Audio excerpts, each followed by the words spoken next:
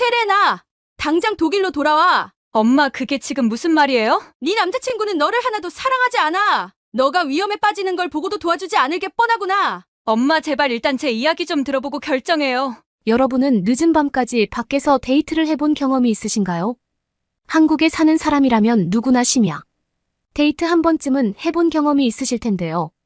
부담 없이 야경을 즐길 수도 있고 영화를 보거나 찜질방에 갈 수도 있습니다.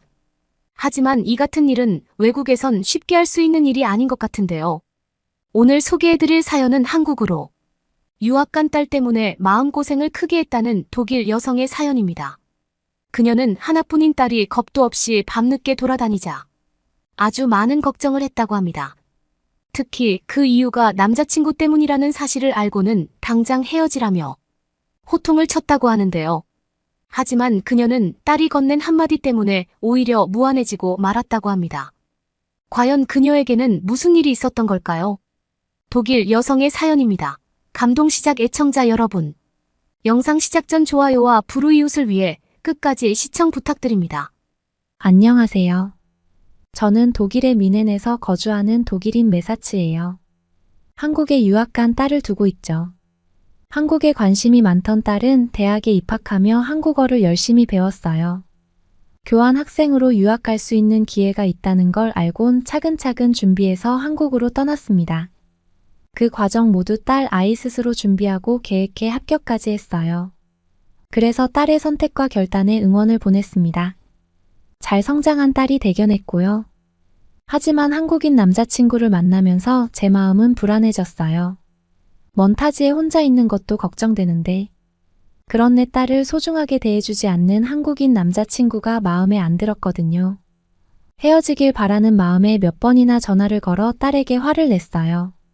하다 안 돼 화가 난 저는 딸아이를 독일로 다시 데려올 마음이었죠. 그렇게 한국행 비행기를 타고 제 마음은 달라졌답니다. 한국은 정말 너무 아름답고 신비한 나라예요. 제 딸 세레나는 어렸을 때부터 남달랐어요. 다양한 문화와 사람들에 대한 호기심이 있었거든요.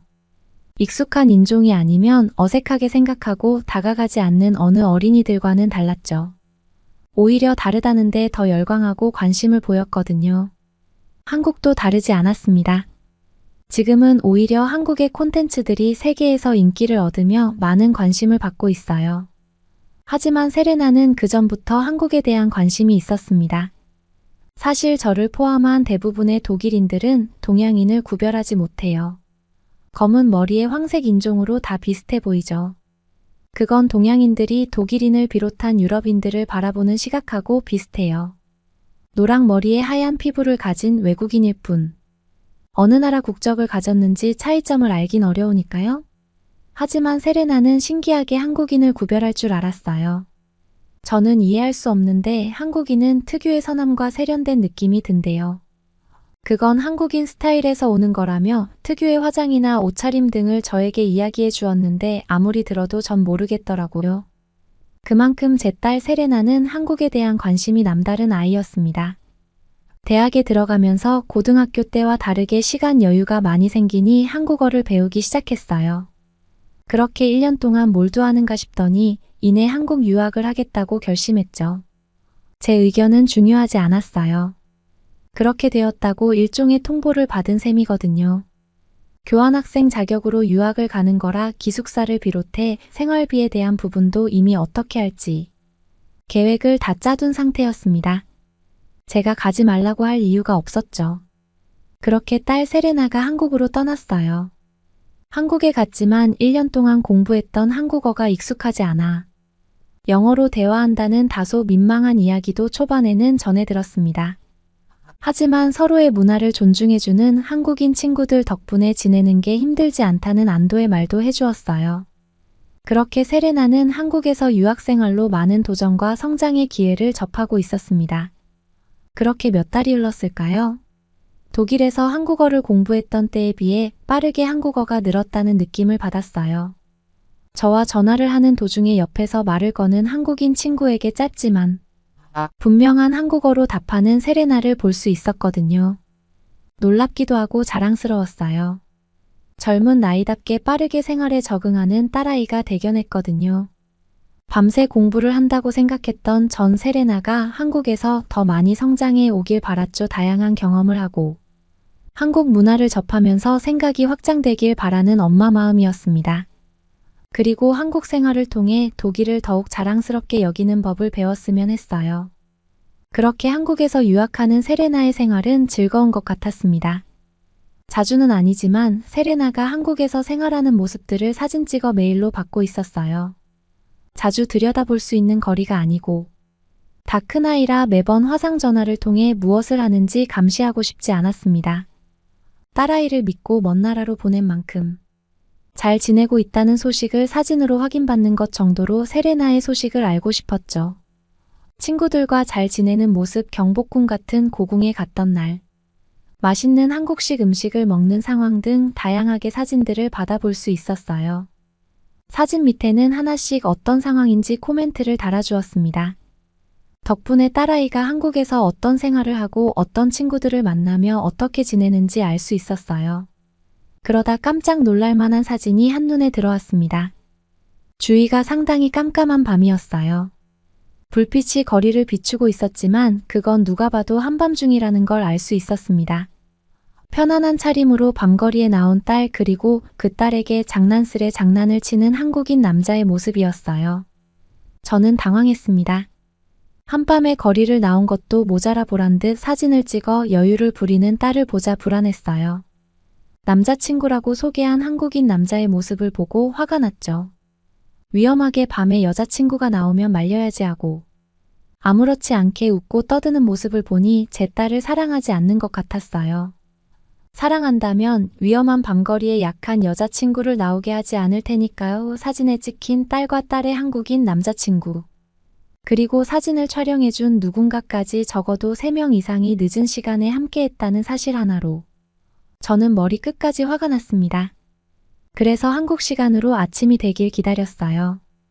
딸아이에게 한국인 남자친구와 헤어지라고 말할 참이었거든요. 시간이 가길 기다리는데 제 마음은 너무 불안해졌어요. 이 시간에도 잠을 자는 게 아니라 밤늦게 밤거리를 활보하는 게 아닐까, 그러다 총이라도 맞으면 꼬리에 꼬리를 문 상상은 멈출 줄 몰랐습니다. 독일도 아니고 타지에서 딸아이 목숨이 위태로울 수 있다는 사실을 안 어느 엄마가 마음의 안정을 가질 수 있겠어요. 저는 결국 한국의 아침까지 기다리지 못한 채 전화기를 들었습니다. 지금 당장 딸 아이의 안전함을 확인해야 했거든요.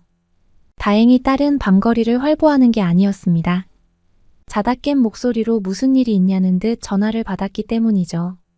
안도의 한숨이 나온 저는 아니라며 전화를 끊었습니다. 그 밤에 한국인 남자친구 이야기를 한다면 해 뜰 때까지 잔소리를 해도 끝나지 않을 것 같았기 때문이에요. 독일인이 아닌 다른 나라 사람을 만났다는 사실에 화가 난 게 아니었어요. 혹시 오해를 할까 봐 덧붙이자면 내 딸아이의 안전엔 관심이 없는 딸아이 남자친구에게 화가 난 거예요. 유감스럽게 그 남자친구가 한국인이었던 거고요. 그렇게 하루 종일 초조한 마음으로 시간이 가길 기다렸습니다. 한국의 아침이 밝았다는 걸 알자마자 다시 딸에게 전화를 걸었어요. 그리고 남자친구와 헤어지라고 언성을 높였습니다. 딸아이는 아침부터 전화 온 엄마가 남자친구랑 헤어지라는 말을 하자 당황한 것 같았어요.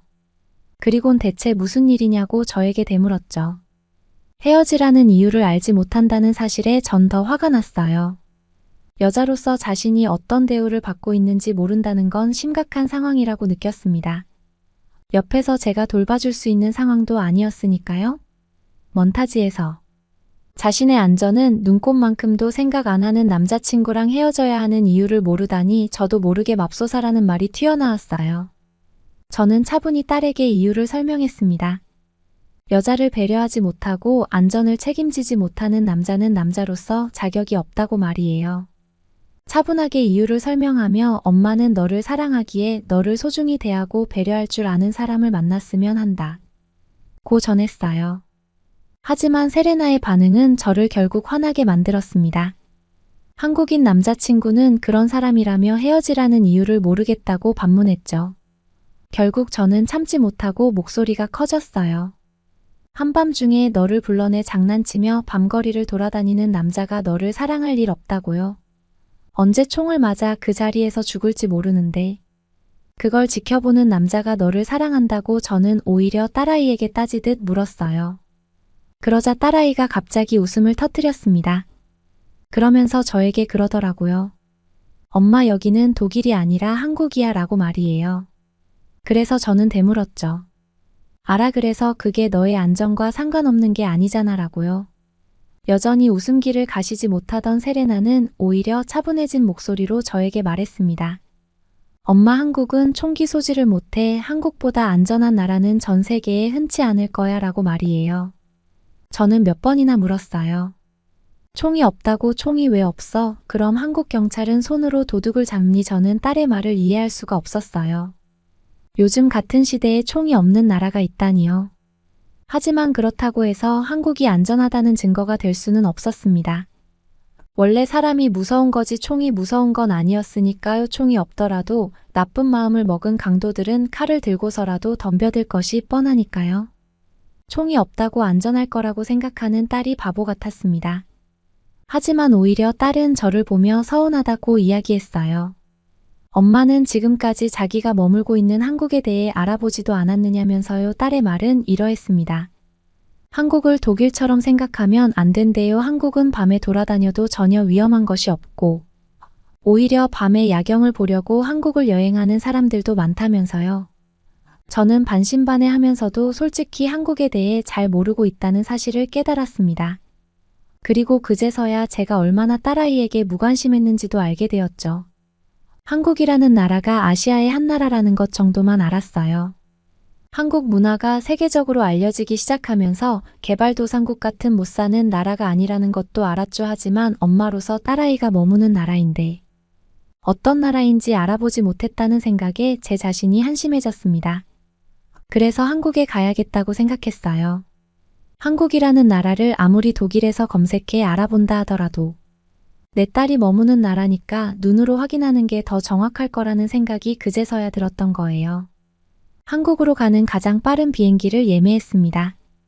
자정을 넘어 도착하는 비행기 시간을 보고 고민했어요. 이게 맞을까? 하고 말이죠. 해가 뜨는 시간까진 6시간 이상을 기다려야 하는데 도무지 딸 아이가 걱정되어 독일에 있을 수 없었습니다. 안전하다는 딸 아이의 말을 모두 믿는 건 아니지만 우선 한국으로 출발하기로 했어요. 택시를 타고 이동하든 공항에서 밤을 새우든 더 이상 독일에서 있을 수 없었거든요. 그렇게 급하게 저는 한국으로 가는 비행기에 탑승했습니다. 탑승해서 한국 드라마를 넘겨봤어요. 눈에 들어오지 않지만 한국이 어떤 나라인지 분위기라도 알아야 했거든요. 신기한 장면들이 몇몇 눈에 들어왔어요. 밤을 배경으로 한 장면들이었죠. 밤새 문을 여는 것 같은 상점 앞에서 술을 마시는 장면이나 연인과 헤어졌는지, 밤거리를 여자가 홀로 걸으며 폭풍 같은 눈물을 흘리는 장면이었어요. 정말 한국은 딸 아이 말대로 밤거리가 안전한가 싶었거든요. 독일에도 밤에 거리를 걷는 장면들이 나와요. 드라마나 영화 어디에서도 볼 수 있죠. 다른 점은 한국의 밤거리처럼 밝은 느낌이 아니라는 점이에요. 자연스럽지도 않죠. 밤거리를 거니는 주인공은 어딘지 모르게 불안한 마음이 들어요. 원하지 않는데 어쩔 수 없이 걸어야 하는 상황도 있죠. 장면 중 꼭 하나는 강도를 만나 가진 돈을 모두 빼앗기거나 목숨을 위협받는 장면이에요. 익숙하게 보이는 장면과 달라 놀랐어요.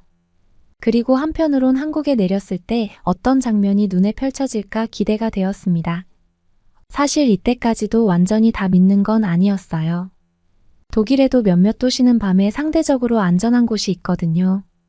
한국도 몇몇 도시는 그럴 수 있는 걸 거야 라고 생각했습니다. 그렇게 설레는 마음으로 인천공항에 내렸어요. 한밤이지만 화려한 불이 켜진 큰 공항은 많은 사람들이 바쁘게 움직이고 있었습니다. 저처럼 이제 막 도착한 사람들도 있었지만 다른 나라로 떠나기 위해 준비하는 사람들도 있었죠. 낯선 한국의 모습이지만 그 시간에도 공항에 도착하는 사람들을 보며 한국은 안전하다는 생각이 저도 모르게 들었습니다. 원래 계획대로라면 공항에서 기다리던가 공항 근처 숙소로 이동할 생각이었어요. 하지만 왠지 딸 아이가 있는 서울이 궁금해졌습니다. 그래서 택시를 타고 서울로 이동했어요. 서울로 이동하는 택시 안에서 본 한국의 밤 풍경은 놀라웠습니다.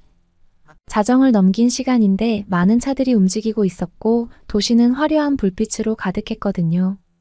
한강을 지날 땐 자전거를 타고 운동하는 사람도 몇몇 볼 수 있었습니다. 저는 제가 잘못 본 줄 알았어요. 독일이라면 정말 목숨을 내놓고 타야 하는 게 한밤 자전거니까요. 택시를 타고 서울로 이동하길 잘했다는 생각이 들었습니다. 많은 곳을 다니지 않았어요. 비행기에서 내려 택시를 타고 서울로 이동하기만 했죠. 하지만 그 1시간 정도 되는 시간으로 한국이 얼마나 안전한 나라인지 충분히 알 수 있었습니다. 딸 아이 말대로 한국은 총기 소지가 금지된 나라였어요.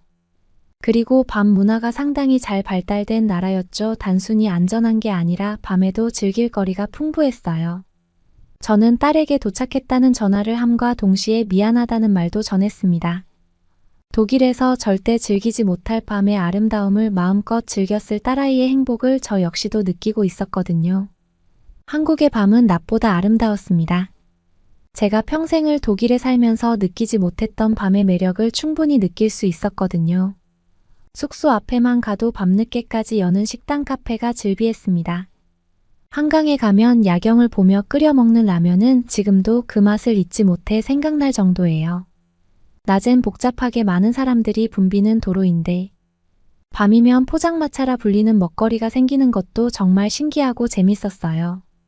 술 한 잔과 함께 먹는 국수는 정말 매력 있죠. 독일에선 꿈도 꾸지 못할 정도로 안전한 밤거리였어요. 딸아이에게 화를 냈던 게 유독 미안했던 날이 있습니다. 그날은 밤에 문을 여는 시장 구경을 시켜준다는 딸의 남자친구를 따라 동대문에서 만난 날이었어요. 낮보다 더 많은 사람들이 복잡하게 느껴졌죠. 유독 눈에 띄는 건 어린아이들이었습니다. 가족 단위로 옷을 사기 위해 또는 구경을 하려고 3, 4, 5 모여든 무리에는 10살 내외로 보이는 아이들도 있었거든요. 어린아이들도 한국에서는 밤거리에 다니는 게 가능했어요. 그런 것도 모르고 위험하게 밤에 만나자는 한국인 남자친구를 욕했으니 제가 얼마나 웃겼을까요? 이제는 하나의 해프닝으로 웃어 넘길 수 있습니다. 즐거웠던 한국 여행을 마치고 이제는 독일로 돌아왔거든요. 독일에도 한국에서 먹었던 음식들은 언제든 다시 사 먹을 수 있어요. 그래서 한국 음식이 먹고 싶을 때면 한인 식당으로 가서 식사를 한답니다. 하지만 한국에서 먹던 그 맛은 아니에요. 아마 자유롭게 걸어 다니며 먹었던 밤거리에 대한 그리움 때문일 거라 생각해요. 어떻게 보셨나요?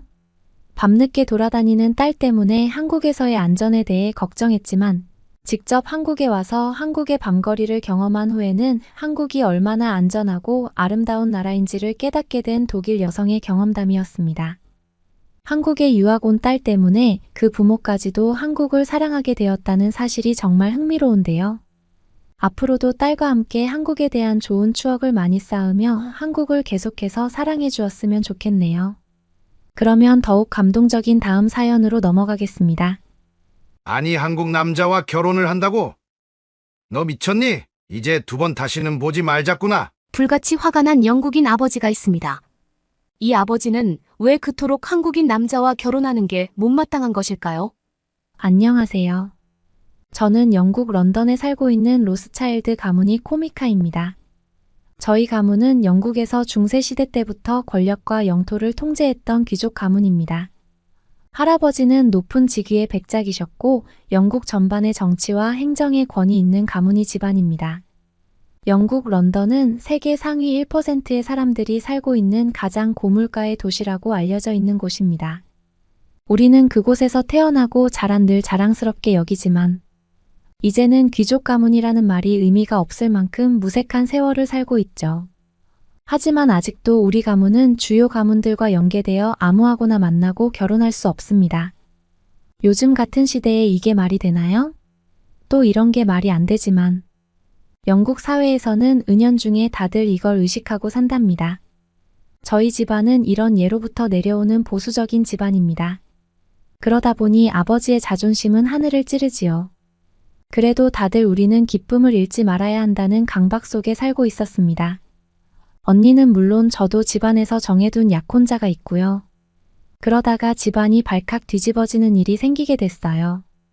영국에서 대학도 다니면서 열심히 공부하던 언니가 갑자기 유학을 가겠다고 하는 거예요.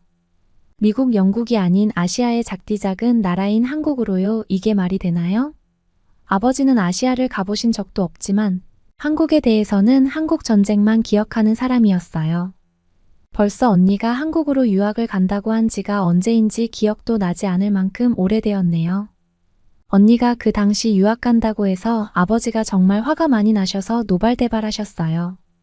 한국으로 유학을 가게 되면 가문이 먹칠을 한다고 극구 반대를 하셨습니다.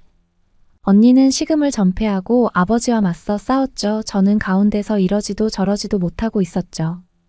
결국 언니가 이겼어요. 언니는 한 달가량 유학 준비를 한 후 한국으로 떠났죠. 자식 이기는 부모 없다고 아버지는 반대하셨지만 결국 허락을 하고 말았습니다. 그런데 2년 정도 후에 언니가 집에 왔는데 한국 남자 한 명을 데리고 온 게 아니겠어요. 이번에는 언니가 결혼을 하겠다며 한국 남자를 데려온 거예요. 저는 아버지가 이건 절대 허락 안 하시겠구나라고 생각을 했죠. 제 생각이 맞았습니다. 문전박대까지는 아니지만 그 멀리서 온 손님을 집에 들이지도 않고 절대 허락하실 수 없다고 하셨습니다. 언니는 엉엉 울며 영국에 있는 열흘 내내 집을 오갔지만 언니라면 껌뻑 죽는 저희 아버지도 이번에는 허락하지 않으셨어요. 언니는 울고불고 식음을 전폐하며 아버지를 졸랐지만 이번엔 통하지 않았어요. 아버지는 그 결혼을 하면 절대 언니를 보지 않겠다고 하셨어요. 결국 언니는 매우 슬퍼하며 그 한국 남자와 한국으로 떠났어요. 그 뒤로 아버지도 언니도 서로 연락을 하지 않았어요.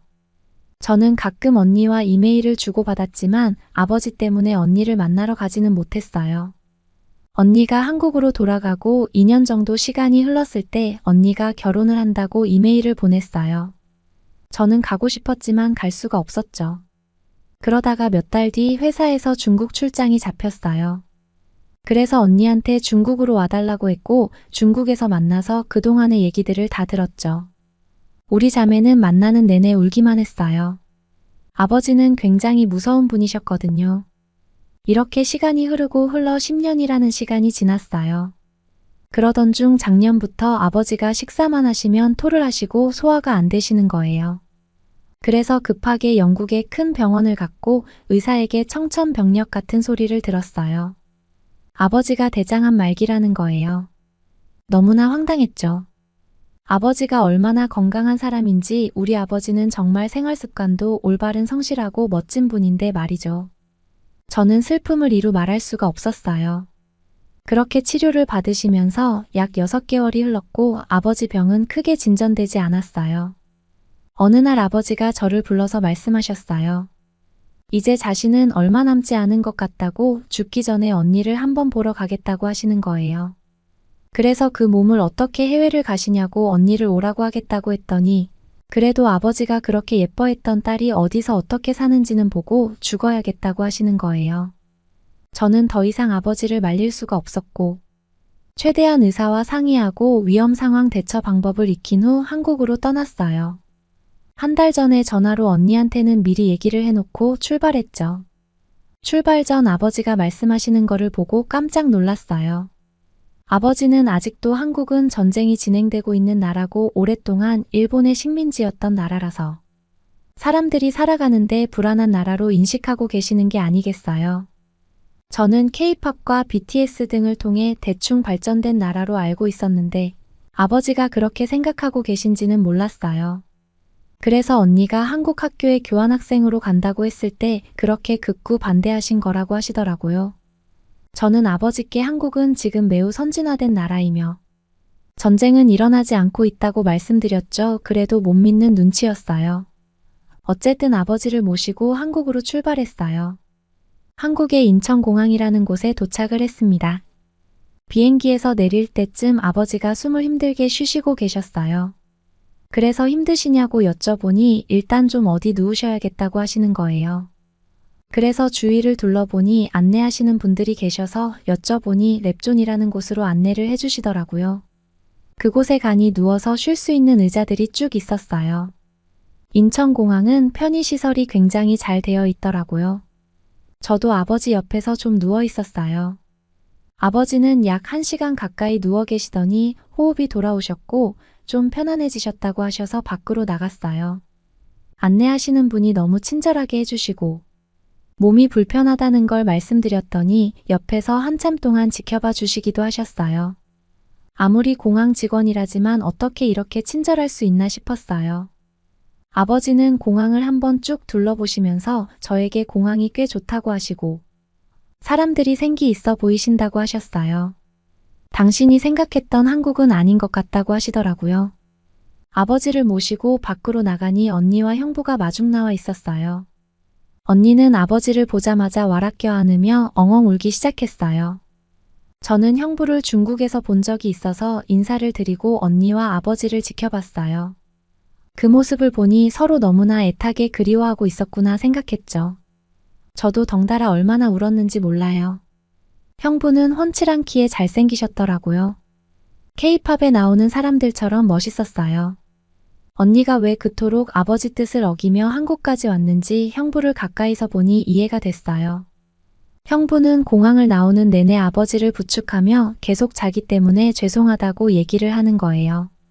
서툰 영어로 아버지께 계속 사과하는 모습이 정말 진심처럼 보여 지켜보는 저도 울컥하더라고요. 나중에 알고 보니 형부는 아버지가 오신다고 하신 날부터 한 달 동안 어학원을 하루도 빠지지 않고 다녔다고 하네요. 영어로 아버지께 이야기하기 위해 공부했다고 들었어요. 외모처럼 마음도 참 훌륭한 형부네요. 아버지와 조금이라도 얘기를 나누고 싶다고 말이죠. 형부의 진심이 느껴졌어요. 언니가 형부 칭찬을 많이 하더니 좋은 사람 같아 보였어요.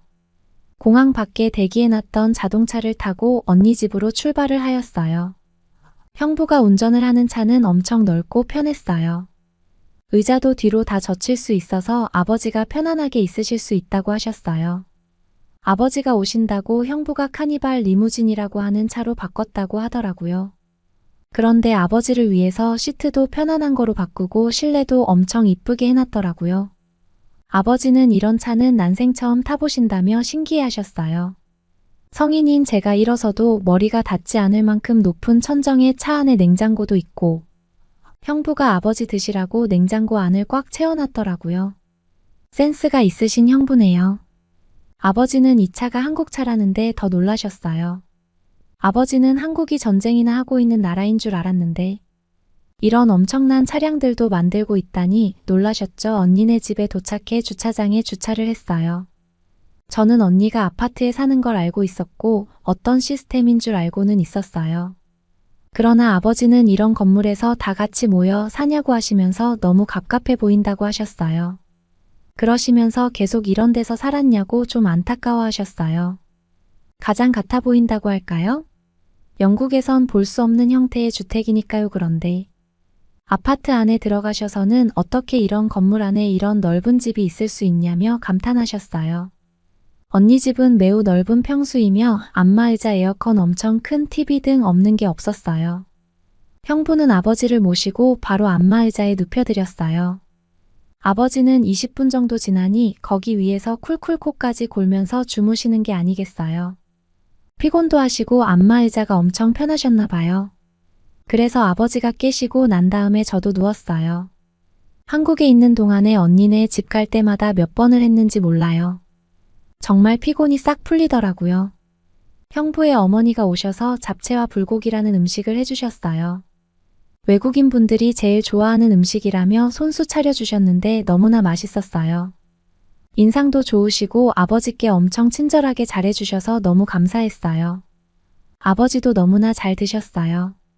식사를 한 후에는 소화에 좋으라고 매실로 된 차도 내어주셨어요. 아버지는 매실을 꽤 만족해 하시더라고요.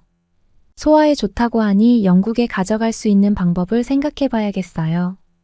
언니네 집에서 하루를 보낸 후 언니는 아버지께 자기가 제일 좋았던 곳이며 바다를 보며 아버지 생각을 많이 했다고 거기로 여행을 가자고 하는 거예요. 그래서 우리는 차를 타고 속초로 가기로 했어요. 아버지와 차를 타고 가는데 뒷자리에 TV가 갑자기 켜지더니 거기 언니의 어린 시절 생일 파티와 아버지와 마당에서 뛰어노는 사진 등이 나오는 거예요. 아버지와 저는 그걸 보면서 너무나 많이 울었어요. 아버지는 우리 큰딸 너무 이뻤다며 보시면서 연신 감동하셨어요. 이건 형부의 선물이라고 하네요. 형부가 몇 날 며칠을 밤새워가며 만든 영상이라고 하네요. 아버지는 이제야 안심할 수 있겠다며 형부에게 고맙다는 표현을 하시더라고요. 형부의 두 손을 꼭 잡고 고맙다고 우리 딸 끝까지 잘 보살펴달라고 부탁을 하시는 거예요. 저는 정말 눈물이 마르질 않았어요. 그리고 든든한 형부가 곁에 있는 언니가 너무나 부러웠어요. 한국 남자들이 다 그렇진 않겠지만 기본적으로 잘하려고 노력한다는 소리는 많이 들었어요. 형부를 보니 이해가 됐어요. 속초로 향해 가는 차 안에서 우리는 너무나 즐거웠어요. 형부는 언니가 옛날에 불렀던 노래를 어떻게 했는지 차에서 나오게 해서 그 노래를 아빠와 제가 같이 따라 부르며 즐겁게 목적지로 갔어요. 형부는 저희에게 정말 선물 같은 사람인 것 같아요. 이런 형부와 이제라도 가족이 되어서 너무나 기뻤어요. 도로를 신나게 달려가는 도중에 언니가 출출하다며 휴게소를 들렸다 가자고 했어요. 언니는 휴게소에 다 내려서 화장실도 가고 먹을 것도 먹자고 했어요. 그런데 몇 해 전 언니를 만나러 갔던 중국에서의 일이 떠올랐어요. 저는 언니에게 그냥 목적지 가서 화장실도 가고 식사도 하자니까 언니가 한국에 와서 휴게소를 안 가면 좋은 볼거리 하나를 놓치는 거라고 했어요. 저는 중국에 출장을 가서 회사 사람들과 고속도로를 탄 적이 있었어요. 고속버스를 타고 가는 도중에 회사 동료 한 명이 화장실이 급해서 휴게소 나오기를 엄청 기다린 적이 있어요. 그런데 휴게소는 가도 가도 안 보이고 갑자기 한적한 도로에 차가 정차하더니 내려서 볼 일들을 보라는 거예요. 중국 사람, 외국 사람 할 것 없이 다 내려서 각자 풀숲 같은 데로 들어가서 볼 일들을 보고 나오는 거예요. 영국도 휴게소가 발달되거나 깨끗하진 않지만 중국은 정말 심했어요. 허허벌판에 내려서 볼 일을 보라니 말이 안 된다고 생각했어요. 저는 급하지 않아서 꼭 참았지만 저희 회사 동료는 어쩔 수 없이 숲까지 들어가서 볼일을 보고 나왔어요. 중국 사람들은 대부분 당연한 듯이 내려서 자연스럽게 풀숲으로 가더라고요. 전 그 장면이 생각나서 한국이라고 뭐 다르겠나 싶어서 휴게소가 있다고 해도 가기 싫었어요. 그런데 휴게소 입구에 들어가는데 무슨 백화점 같은 건물이 있는 거예요.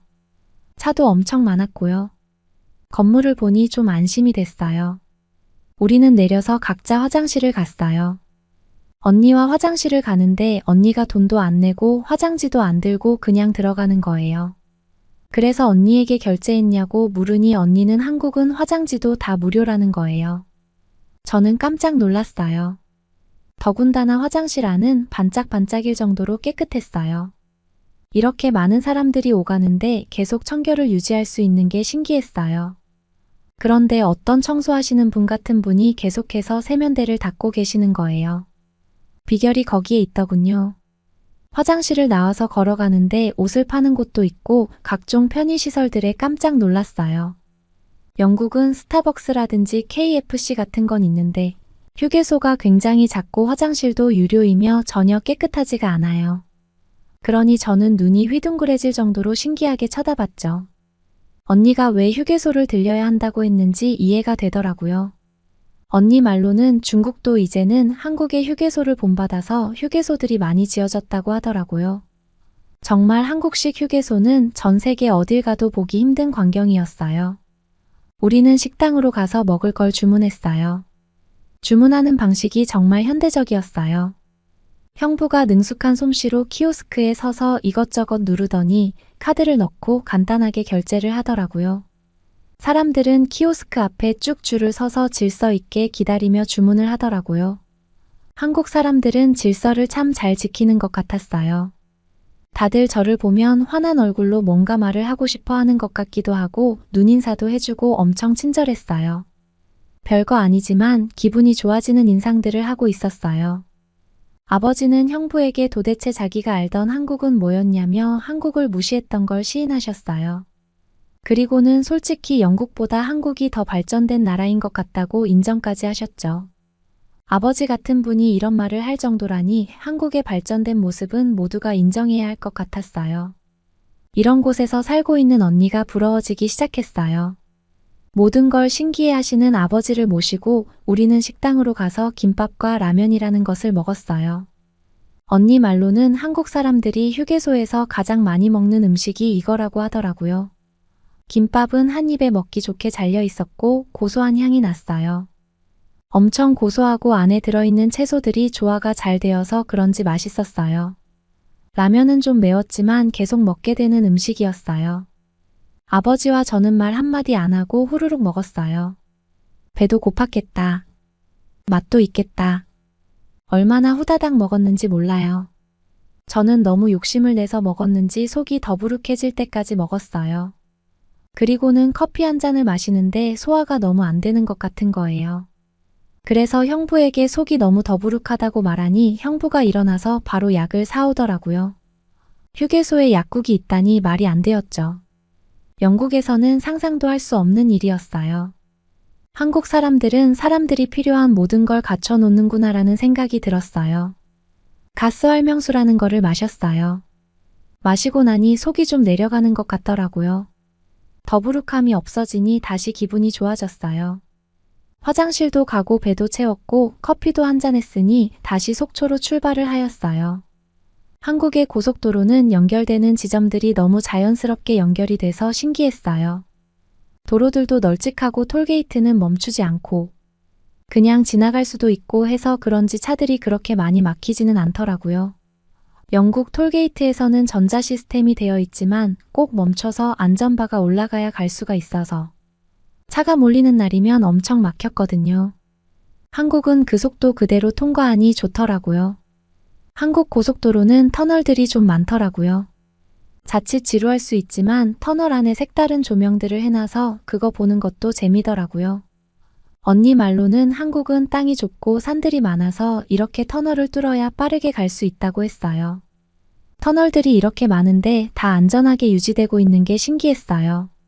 한국의 기술이 엄청나게 발전되어 보였어요. 우리는 형부의 부드러운 운전으로 목적지인 속초까지 안전하게 갈 수 있었어요. 아버지는 가시는 내내 차에 편하게 누우셔서 주무시고 가셨어요. 도착해서는 충분히 휴식을 취하셨는지 기분도 좋아 보이셨고 신나 보이셨어요. 언니는 여행하는 내내 아버지 옆에서 손을 꼭 잡고 다녔어요. 언니도 그동안 아버지에게 못한 게 너무 미안했는지 한국에 있는 동안 아버지에게 최선을 다하고 싶어 하는 것 같았어요. 저는 그런 언니가 너무 고마웠어요. 속초에 도착해서 마지막으로 아버지가 제일 좋아하시는 굴 요리를 언니가 사드린다고 했어요. 그래서 굴 파는 곳으로 갔어요. 형부가 말하길 사실동에는 굴이 안 나고 남해를 가야 한다고는 했어요. 그래도 아버지가 굴을 좋아하시니 굴을 한번 대접하고 싶다고 하더군요. 굴을 파는 식당에 가서 굴과 생선 요리들을 시켜서 먹었어요. 영국에서는 굴을 와인 식초나 마요네즈에 찍어 먹는데 한국에서는 초장이라는 거에 찍어 먹더라고요. 처음에는 어색했지만 초장이라는 거에 찍어 먹으면 먹을수록 달짝지근하더라고요. 아버지도 꽤 잘 드시더라고요. 굴을 실컷 먹고 나와서 바닷가로 나갔어요. 언니와 아버지는 손을 꼭 잡고 바다를 바라보며 서로 뭔가 소원을 비는 것 같아 보였어요. 언니는 아버지한테 기대서 한참을 바다를 바라보며 앉아 있었어요. 서로 말은 안 했지만 소원은 같은 거였겠죠. 저는 뒤에서 그걸 지켜보며 사진을 많이 찍어놨어요. 나중에 아버지 뒷모습이 많이 생각날 것 같아요. 바람이 차가워져서 아버지를 모시고 숙소로 갔어요. 숙소는 바다가 훤히 보이는 멋진 곳이었어요. 여기서 여행하는 동안 아버지와 언니와 많은 얘기를 하며 추억을 쌓기로 속으로 다짐했죠. 여행하는 내내 저희는 정말 많은 사진을 남겼고 서로 그리워했던 만큼 서로를 많이 위로했죠. 정말 뜻깊은 시간이었어요. 마지막 날이 되었고 형부는 속초에서 꼭 먹고 가야 하는 음식이 있다며 나갔다. 오더니 닭강정이라는 것을 사왔어요. 서로 둘러앉아서 이 음식을 먹는데 생전 처음 먹어보는 맛이었어요. 단맛과 짠맛이 너무나 인상적이었어요. 저와 아버지는 아침 먹은 지 얼마 되지도 않았는데 말하다가 또 먹고 정말 끊을 수가 없는 맛이더라고요. 결국엔 다 먹었네요. 서울에서 며칠 더 있어야 하니 형부 보고 하나 더 사가자고 해서 올라오는 길에 들려서 한 상자를 더 샀어요. 그렇게 우리의 속초 여행은 끝이 났고 서울로 올라왔어요. 서울에 올라와서 언니는 아버지와 저에게 오시며 전자제품들을 잔뜩 사주었어요. 한국은 이런 것들이 영국보다 훨씬 저렴하다며 꽤 고가 제품들까지 사주더라고요. 그동안 언니가 얼마나 이런 걸 하고 싶었는지 알 수 있었어요. 마지막으로 한국을 떠나면서 아버지는 언니에게 자신의 잘못된 생각으로 언니와의 시간을 다 잃었다며 매우 슬퍼하셨어요. 그리고 이제 언니가 어떻게 살고 있는지 와서 보니 편안하게 돌아갈 수 있을 것 같다고 하셨어요. 아버지가 본 한국은 전쟁이랑은 상관이 없고 일본의 식민지 시절을 거쳤지만 매우 발달된 나라이고 모든 생활 편의 시스템이 세계 최고 수준인 것 같다며 한국 여행을 마치고 조만간 언니와 형부가 영국으로 올 날을 기다리며 저는 아버지 곁을 지키고 있답니다. 아버지는 한국 여행 후 영국으로 돌아와서 주변 정리를 시작하셨고 한국이 매우 좋은 곳이라서 다행이라는 이야기를 내내 하시다가 생을 마감하셨습니다. 그러면 더욱 재미있는 다음 사연으로 넘어가겠습니다. 영국 옥스포드 대학교의 공개 강당 중국인으로 보이는 한 학생이 자신이 직접 촬영했다는 한국 영상을 강의실 중앙에서 발표하고 있습니다. 그런데 바로 그 순간 발표를 지켜보던 외국인 교수가 중국인 학생의 발표를 중지시키더니 이내 박수를 치며 큰 소리로 대단하다는 말을 쏟아내고는 웃음을 터뜨리고 마는데요. 그러자 중국인 학생은 갑자기 발표 자료를 끄더니 더 심한 말을 내뱉으며 이내 불이 나게 강의장을 뛰쳐나가고 맙니다. 과연 이 강의실에서 무슨 일이 있었던 것일까요? 안녕하세요. 저는 영국 런던에 위치한 옥스포드 대학교에서 건축과 관련된 교수로 활동하고 있는 스미스라고 합니다. 한국에서 건축 사업을 하는 부모님의 영향 때문인지 저는 어렸을 때부터 한국과 영국을 왔다 갔다 하며 한국의 신기하고도 놀라운 문화와 생활 방식, 그리고 신비롭기까지 한 건축물의 영감을 느끼며 자라왔는데요. 그렇게 저는 건축 디자인으로 어느 정도 이름이 알려진 옥스포드 대학교에 들어가게 되었고, 다른 교수들과는 다른 저의 특별한 스펙 조건인 한국 거주 경험 때문인지 초임 교수임에도 꽤 빨리 단체 학생들을 위한 공개 강의를 시작할 수 있었습니다. 최근 영국에서는 한국과 관련된 콘텐츠들이 엄청난 열풍을 만들어내며 한국으로 여행을 떠나는 사람들이 급증하고 있을 정도로 한국의 영향력이 엄청난 상태였고, 그래서 그런지 한국 거주 경험이 있는 재공개 강의도 오픈을 한 지 10분 만에 이렇게 많은 학생 참석 인원을 채울 수 있었는데요. 한국의 인기가 실감이 되시나요? 하지만 저는 공개 강의 시작 첫날 만에 엄청난 일을 겪고 말았습니다. 아시아의 나라 한국과 영국의 건축물은 비교 분석하는 것이 주요 강의 주제였던 탓인지 강의실에는 서양권 학생들과 아시아권 학생들이 반반이었을 정도로 아시아권 학생들도 꽤나 많이 참석한 상태였고, 그 중에서도 특히 몇몇 중국인 학생들은 자신들끼리 그룹을 맞춰 아무 이유 없이 저를 노려보기 시작했기 때문인데요. 그리고 역시나 그들은 제가 공개 강의를 시작하자마자 자신들이 직접 촬영한 한국 여행 영상 자료가 있는데 그것을 발표해도 되냐면서 어처구니 없는 요청을 해왔습니다. 그렇습니다. 그들은 이미 제가 한국의 건축물이나 선진국 한국 생활에 대한 장점을 늘어놓을 것이라는 사실이 싫었던 것인지 한국을 깎아내리기 위해 여러 자료를 준비했던 것이었고, 공개 강의 첫날이라 질의응답 요청을 피할 수 없는 저에게 비열한 술수를 쓴 것이었죠. 하지만 이미 저는 중국인 학생들의 비열한 방법과 술수를 파악했던 상황이었고, 실제로 다른 아시아권 지리를 주로 다루는 동료 교수의 공개 강의를 망친 중국인 학생들의 만행을 알고 있던 상태였기에 그들의 행동을 어느 정도 예상하고 있었는데요. 저는 오히려 친절하게 그 중국인 학생에게 한국 여행 자료를 발표해 보라고 양보했고, 이내 저는 두 눈을 의심할 수밖에 없었습니다. 자리에서 일어나 노트북을 중앙 화면에 연결한 중국인 학생은 이내 이것이 한국의 실체라며 벼랑간 목소리에 힘을 주더니 목에 힘줄까지 세우며 열변을 토해내기 시작했는데요. 한국에 관심이 있는 모든 학생들은 현재 한국의 실체를 전혀 모르고 있습니다. 저는 얼마 전 한국으로 여행을 다녀왔었고, 그들의 생활 방식을 집요하게 촬영해 그들이 현재 선진국이 아닌 중국보다 가난한 나라라는 사실과 선진국으로 보이기 위한 가짜 영상들을 인터넷에 올리고 있다는 사실을 알아냈습니다. 한국인들은 길거리에 화장실마저 없어서 몰래 식당을 들어와 화장실을 이용하고 도망치는 장면까지 촬영할 수 있었고, 그들이 이용하는 지하철은 티켓 검사도 제대로 하지 않아 무임승차하는 한국인들이 가득했습니다. 또 그들이 주장하는 김치는 제가 직접 먹어보니 중국의 편의점에서 파는 김치보다 못한 수준이었고, 그들이 중국의 김치를 자신들의 전통 김치라고 주장하는 사실도 촬영할 수 있었죠. 특히 한국에서 제일 실망스러웠던 것은 바로 공항이었습니다. 한국의 공항은 중국과 다르게 외부 관광객들의 티켓 검사도 제대로 하지 않고 아무나 입국을 시켜주고 있었고, 몇몇 한국인들은 공항 바닥에 드러누워 잠을 자는 모습까지 확인할 수 있었죠.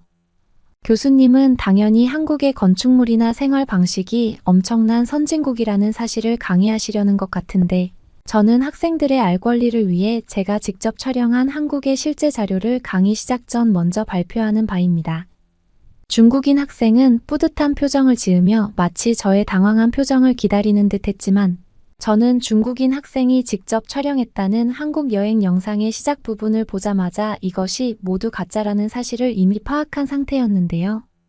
그는 놀랍게도 중국 남부에 있는 빈민도시, 길거리 동영상에 교묘하게 한국어 간판과 한국인들의 영상 자료를 합성시켜 마치 그 빈민가 전체가 한국의 느낌이 나게 만들었던 것이었고, AI 프로그램으로 만든 놀라운 합성 기술에 자칫 잘못하면 저까지 속을 뻔했지만, 이내 틀리게 쓰여 있는 한글의 맞춤법을 보고 저는 그 영상이 모두 합성되어 만들어졌다는 사실을 알아차리고 말았죠. 중국인 학생이 주장한 한국의 지하철은 중국을 단 한 번이라도 경험해 본 사람이라면 알 수 있을 정도로 중국 현지의 지하철 그 자체였고, 저는 너무나 수준 낮은 합성 기술에 황당했을 뿐만 아니라 한국을 깎아내리기 위해 자신이 태어난 중국의 빈민가를 촬영해 사용한 그 중국인 학생의 태도에 꽤 웃기면서도 안타까움마저 느껴지더군요. 그리고 저는 아무런 말 없이 휴대폰을 강의실 중앙 화면에 연결시켰고, 이내 중국인 학생에게 발표는 잘 들었으니 그에 따른 답변을 해주겠다는 친절한 태도와 함께 저의 답변을 이어나갔습니다. 최근 많은 중국인 학생들이 이처럼 한국에 대한 실체나 한국을 깎아내리기 위해 공개 강의를 망치고 있다는 사실을 들었지만 실제로 제가 겪으니 꽤나 당황스럽네요. 특히나 그의 주장이 모두 중국의 가난한 길거리를 마치 한국처럼 보이게 만든 합성 영상이라는 사실은 저뿐만 아니라 중국을 경험한 다른 학생들도 눈치채는 거라고 생각합니다. 발표를 진행한 중국인 학생은 제가 한국에서 거주했다는 사실은 전혀 모르고 있었나요? 제가 지금부터 보여드리는 영상은 제가 직접 한국에서 거주하며 촬영했던 저의 유학 시절 동영상들이며 아마 이게 발표에 대한 좋은 답변이 될 것입니다. 첫 번째로 중국인 학생은 한국의 길거리에 화장실이 없다고 했는데, 놀랍게도 한국은 전 세계 최초로 쾌적한 공중화장실 시스템을 처음으로 만든 국가이죠. 특히나 돈을 내고 이용이 가능한 유럽이나 서양권의 길거리, 화장실보다 한국은 훨씬 깨끗하고 신기한 공공시설물들로 한국인들의 화장실 편의를 돕고 있습니다. 앞에 보이는 영상을 보면 아시겠지만 그들의 화장실 내부에는 다른 나라들은 비싸서 엄두도 내지 못하는 비데 시스템, 심지어는 영국에서는 설치하면 무조건 훔쳐가는 핸드 드라이어까지 공용시설물로 설치되어 화장실에서 제공되고 있죠. 우리가 여기서 더욱 주목해야 되는 것은 바로 이러한 비싼 시스템을 공용 물품으로 화장실에서 활용하고 있지만 그 어떤 한국인들도 이것을 훔쳐가지 않는다는 사실입니다. 대부분의 한국인들은 중국인들처럼 남의 것을 훔쳐가거나 길거리 음식을 먹고 도망치는 황당한 짓은 하지 않는 선량하면서도 시민의식이 높은 사람들이거든요. 또 중국인 학생이 주장한 지하철의 티켓 검사에 대해서는 인터넷 코미디 프로그램을 보는 것 같았습니다. 중국인 학생은 단 한 번도 한국을 경험해 본 적이 없는 것 같은데 요즘 한국은 지하철뿐만 아니라 기차와 비행기까지 전부 휴대폰 하나로 예매와 체크인이 되는 놀라운 디지털 선진 국가입니다. 중국에서 그런 것을 경험해 보지 않아서 아마 모르는 것 같은데 한국의 교통 공공시설 대부분은 한국을 처음 방문한 외국인들도 휴대폰 하나로 구매와 관리까지 가능한 놀라운 디지털 교통편의 나라로 성장했고, 이것이 지금 많은 선진국들이 한국의 교통 시스템을 카피하려는 이유죠. 그렇다면 중국의 현재 실체는 어떨까요? 최근 중국은 한국처럼 휴대폰으로 디지털 화폐와 국가를 만들겠다며 호들갑을 떨었지만 그들은 결국 디지털 시스템 자체에 보안 문제가 생겨 엄청난 개인정보 해킹 문제가 발생하지 않았나요? 특히 중국의 지하철은 노숙자들의 천국이라고 할 수 있을 정도로 일반적인 중국인들은 출근 시간에 맞춰 일찍 출근하면 지하철 스테이션 내부 중국인 노숙자들 때문에 출근에 어려움을 겪고 있을 정도인데 그것에 대한 문제는 인지하고 있나요? 중국인 학생이 한국이 너무 부러워서 그랬을 거라고 생각하지만 중국의 실체를 한국처럼 보이게 합성시켜 사용한 것은 자기 자신도 중국의 확실한 후진국이라는 것을 인정하는 꼴이네요. 제가 한국에서 거주했을 당시 직접 촬영한 한국의 아름다운 영상과 함께 저는 중국인 학생의 발표 자료들을 하나하나 반박했고 제 말이 끝나기 무섭게 공개강의 장소에 있던 다른 서양권 학생들은 한국의 아름다운 영상에 시선을 빼앗겨 저게 진짜 한국이 맞냐는 질문을 저에게 쏟아내더군요. 특히 한국의 도심을 가로지르는 자연공원과 청계천은 그 누가 보더라도 미래도시를 지향하고 있는 트렌디한 한국 도시 건축물의 모습이 이미 학생들은 중국인 학생의 발표는 안중에도 없는 듯 저런 자연 친화적이면서도 편리한 나라가 정말 세상에 존재하고 있었냐며 제 동영상을 휴대폰으로 촬영하기 시작했습니다. 학생 발표 자리에 앉아있던 중국인 학생은 합성 영상이라는 사실을 들키자 꽤 당황했던 것인지 학생들이 제 영상을 촬영하는 혼란한 틈을 타 짐을 챙겨 빠르게 강의실을 빠져나가는 모습이 보였고 그와 함께 앉아있던 중국인 학생들 또한 그 뒤를 따라 후다닥 강의실을 빠져나가더군요.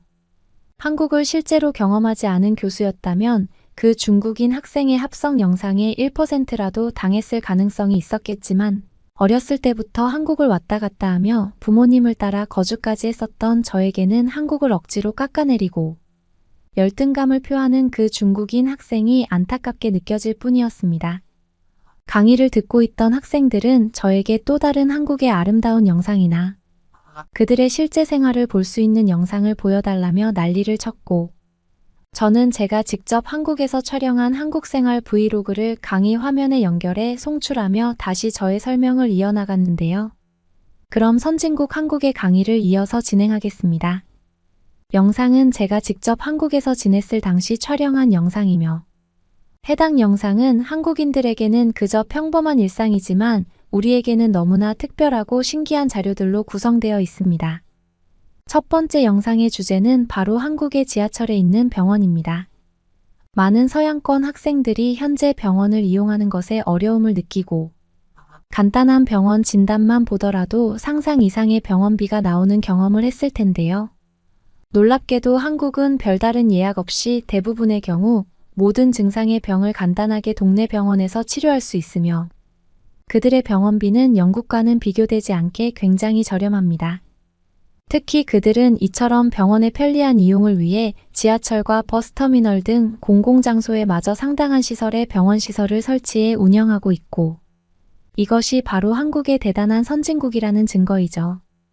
그렇게 강의가 끝나기도 전에 중국인은 얼굴이 점점 붉어지더니 아무 말 없이 강의장을 주랭랑치듯 빠져나갔습니다. 그리고 강의장에는 환호하는 함성이 울려 퍼지면서 마무리되었죠. 그날의 강연을 학생들이 휴대폰으로 촬영해 각종 인터넷의 영상과 커뮤니티에 올리게 되면서 화제가 되었습니다. 그리고 학교에서 그 중국인의 모습은 더 이상 볼 수 없었어요. 제 이야기는 여기까지입니다. 여러분은 어떻게 보셨나요? 응원과 격려의 한마디씩을 댓글로 남겨주시기 바랍니다. 사연자분들에게 전달해드리겠습니다. 실제 사연 제보를 받고 있습니다. 채택되신 분께는 작은 선물도 보내드리고 있습니다. 저희의 사연이 여러분의 하루에 작은 힘이 될 수 있었으면 좋겠습니다. 감동적인 사연을 주변 분들과 이야기 나눠보세요. 더욱더 좋은 영상으로 다시 찾아뵙겠습니다.